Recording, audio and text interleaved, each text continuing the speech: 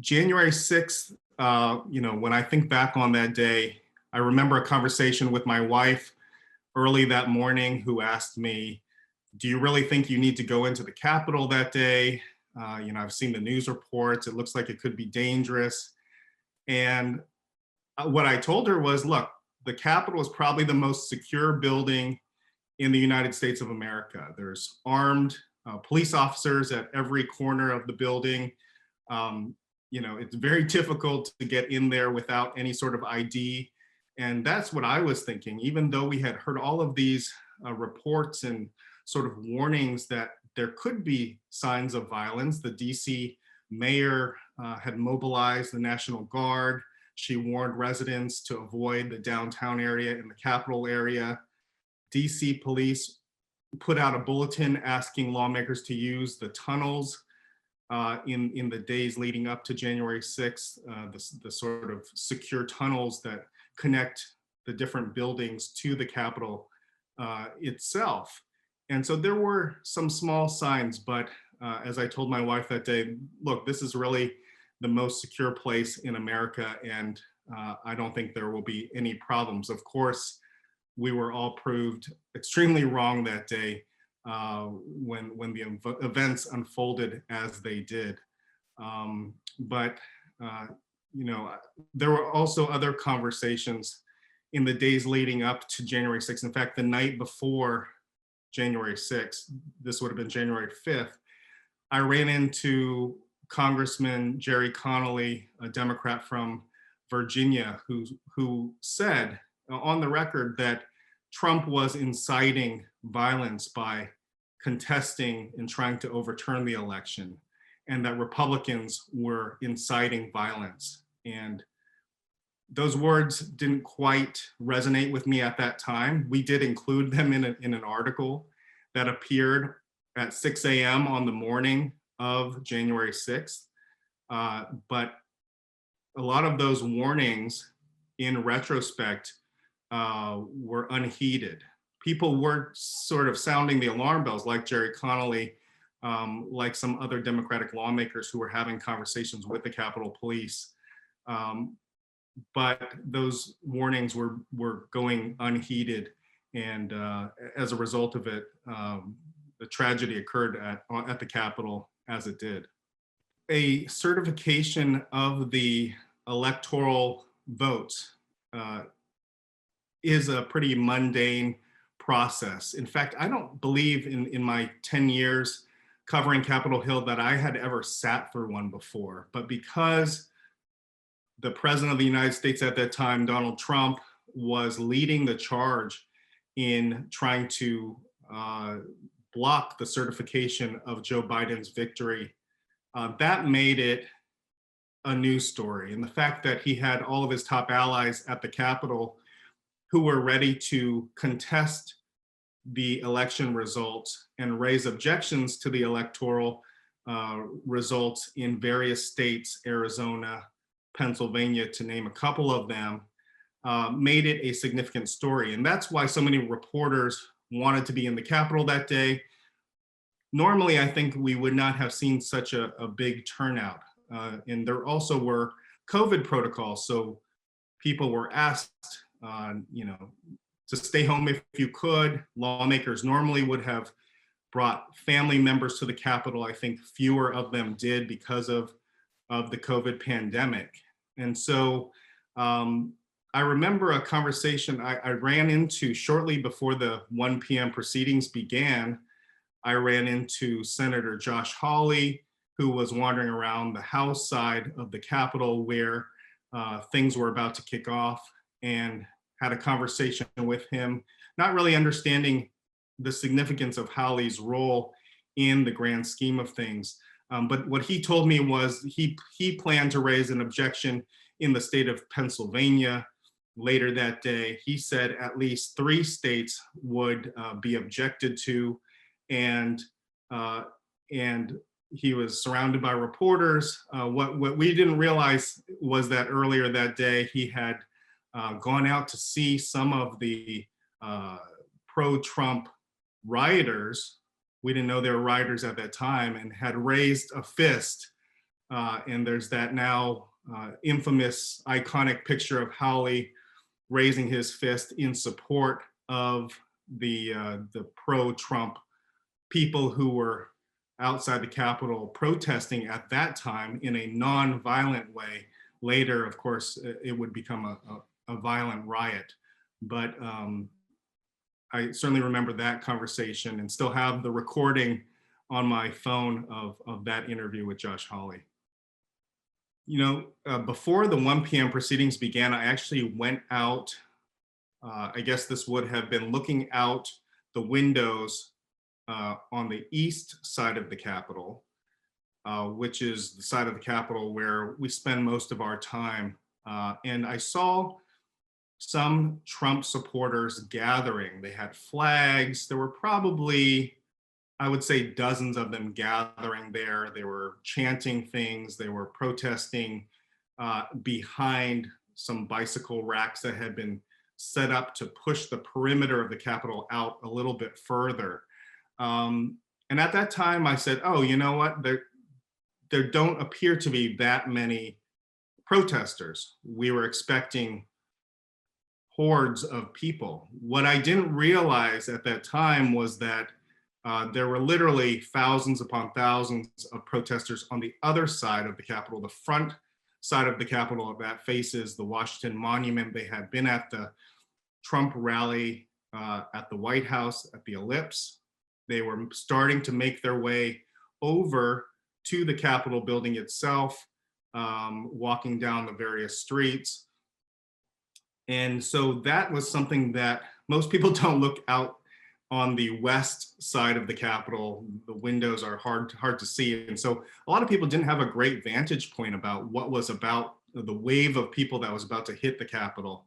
They were only looking at the east side. And from that vantage point, it looked relatively peaceful. Things started to take a really bad turn between the hours of 1 p.m. when the certification process began and about 2:30. We started getting some alerts that certain buildings in the Capitol complex were being evacuated. Other buildings were in a shelter-in-place mode. These were alerts that were being sent to lawmakers in the building as well as Capitol Hill staffers. And so some of those staffers were forwarding me these alerts that they were receiving on their phones. And I was tweeting many of them and putting them out into the Twitterverse.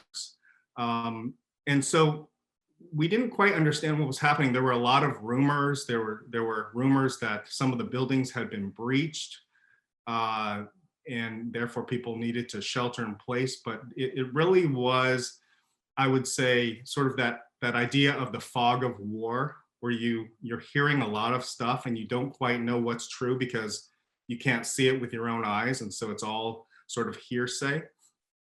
One of those alerts certainly was that there were some bomb threats, some devices that were discovered on Capitol Hill. And later we would realize that these were actual explosive devices that were placed at both the DNC and the RNC. The authorities suspect that was intended to pull some resources off of the US Capitol down to the DNC and RNC to draw police away from the Capitol to make that building less secure and less shored up, which is a pretty devious plot, as you can imagine. And that person has still not been located who set off who placed those devices, even though there's plenty of video evidence of that person. But again, this was the fog of war. There was mass confusion. We were following Twitter. We were following, we were texting with people in the Capitol, lawmakers, staffers, trying to get more information, but no one really knew what exactly was happening. I think that the first moment where I knew something was really bad was when I saw police officers arresting somebody down in the Capitol Visitor Center, where some of my colleagues and I work out of in the Capitol. It's in the Capitol basement in the Capitol Visitor Center. This would be below the House chamber. And it was unusual because we saw some of the, now we know them as rioters, that were down in the Capitol Visitor Center. This would have been a place that would have been off limits to the public, and we were confused why people would be down there. We saw individuals getting arrested. One woman in particular who I shot a video of, she was screaming as she was being arrested and detained and taken to some safe, I don't know if it was a holding cell. She was screaming out as I was videotaping, this is how you treat your patriots. She said she was a mother. She said she was a veteran. And just seconds later, as I'm taking that video of her, I see a stream of police officers descending the staircase behind her and start to run towards me. I was standing with my colleague, Mike Lillis, at that time. And he points out, he says, look, there's police officers running at us, running down the staircase. They were running, later we would find out they were running from the crypt, which is a place in the Capitol, right below the Capitol Rotunda. Later, looking upon the video evidence, we would discover that they were battling for a number of minutes some of the rioters who had broken through the west front of the Capitol and come up the stairs to the crypt. And the police officers were trying to hold them back and were simply overrun because there were too many rioters that were attacking them. They decided to retreat. And what we see in the video that I was taking was the retreat of the police officers running down the staircase into the Capitol Visitor Center. And they screamed out to us, you guys need to run, you guys need to run. And so we took off for our media press room.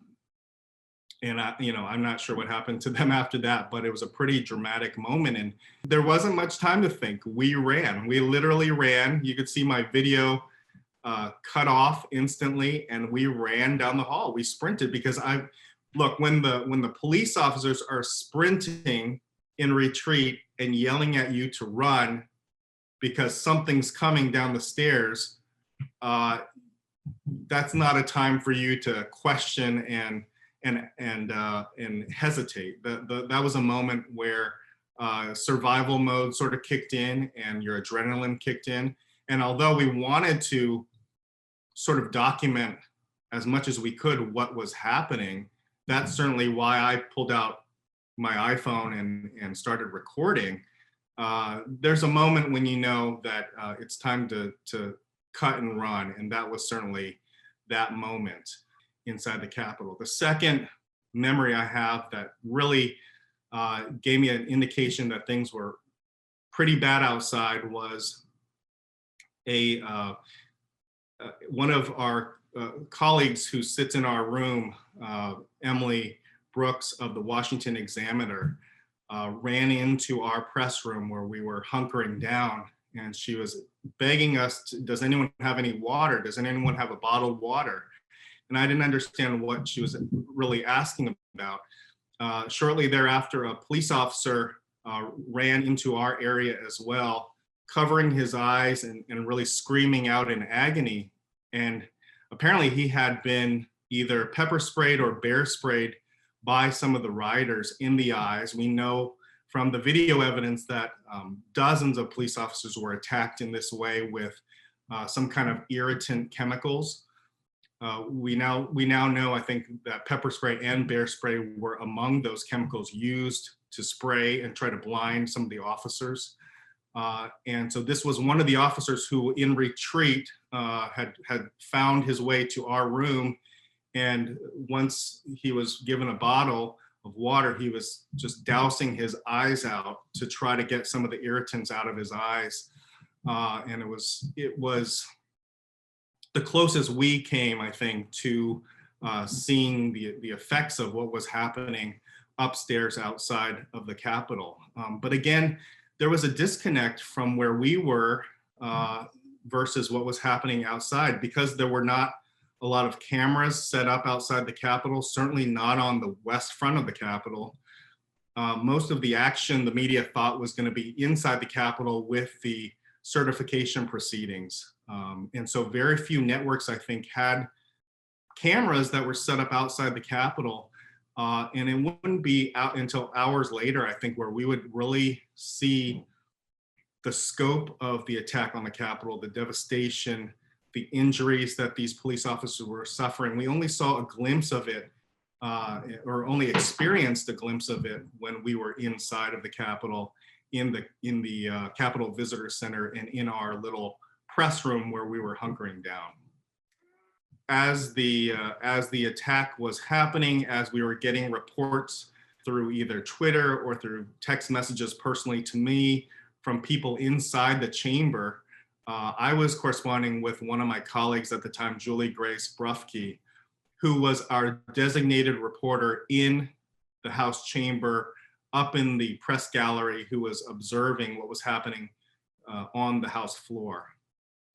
And she was texting me things like, they're trying to break in into the chamber.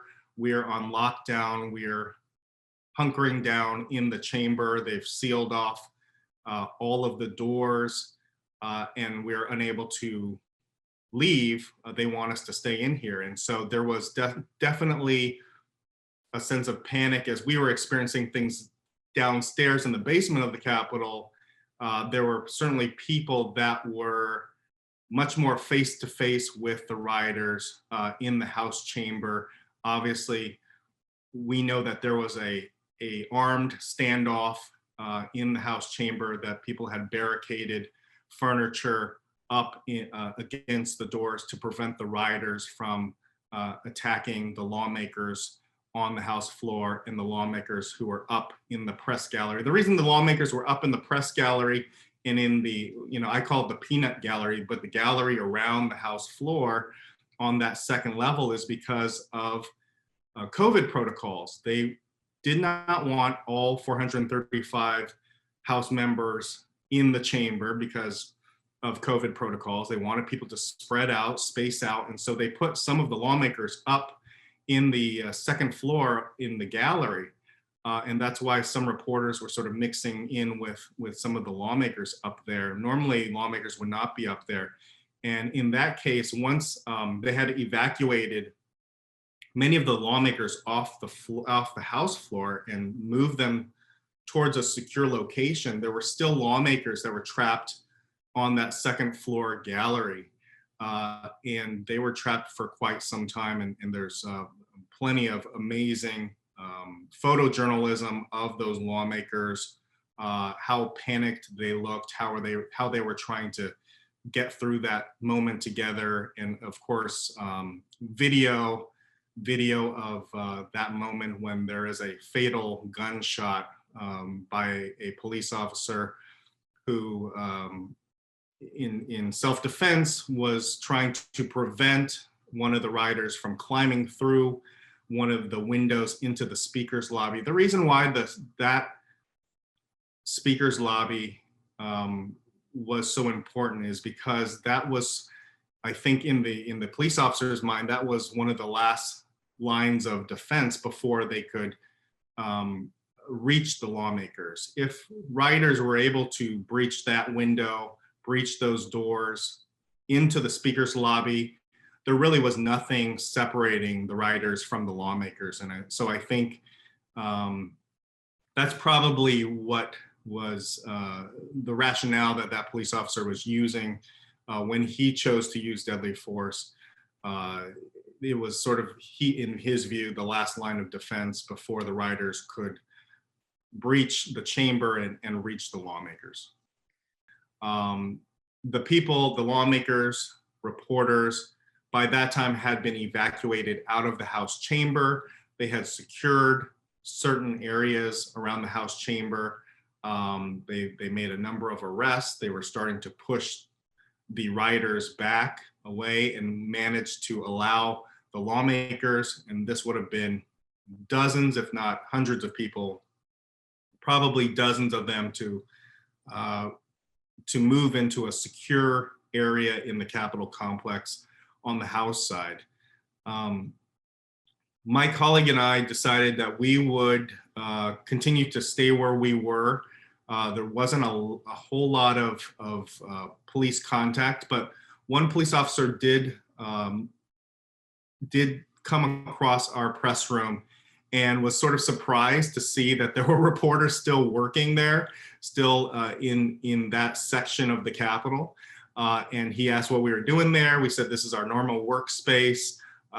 We said, what should we do? And he said, well, if you want, I can escort you down through the tunnels to some of the secure rooms where people are sheltering in place. But they are in lockdown. The building's still in lockdown, so you can't leave the Capitol.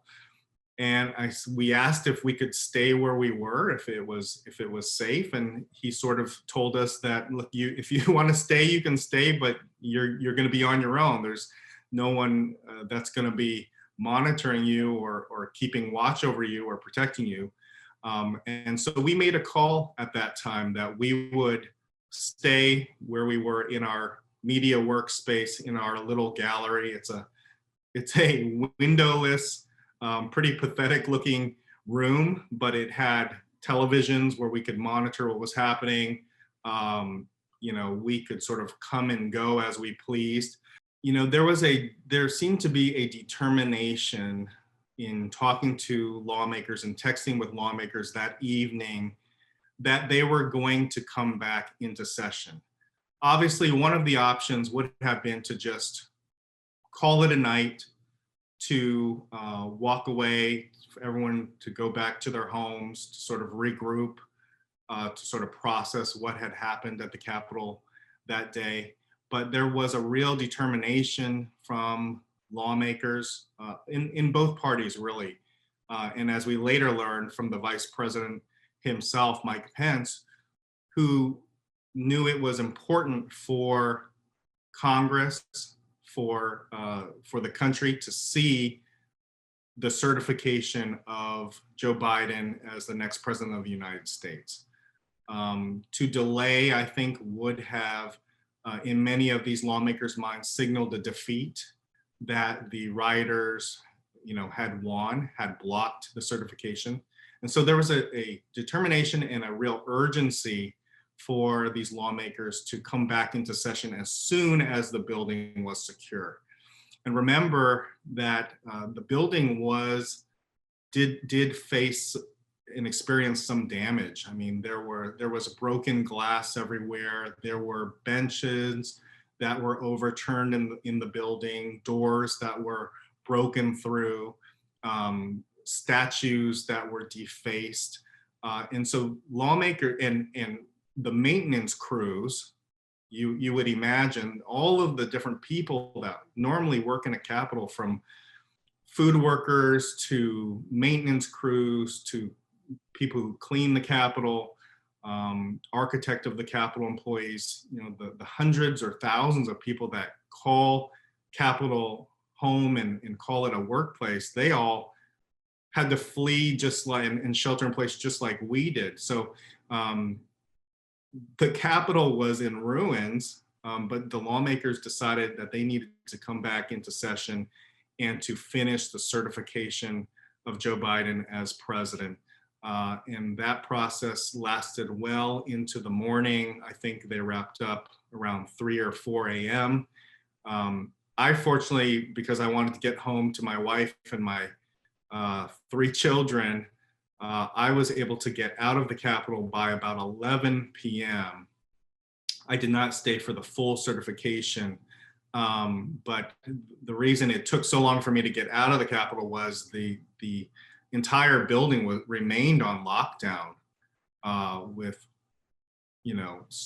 very secure security. And we were not allowed to come and go from the complex as we pleased. The garages remained shut. And so we were sort of stuck there for hours upon end. I think I didn't get home until after 11 p.m. obviously started the day early, so it was a pretty long day. Not as long as some of my colleagues who remained to the finish of the 4 a.m. process, but it was still a long day nonetheless.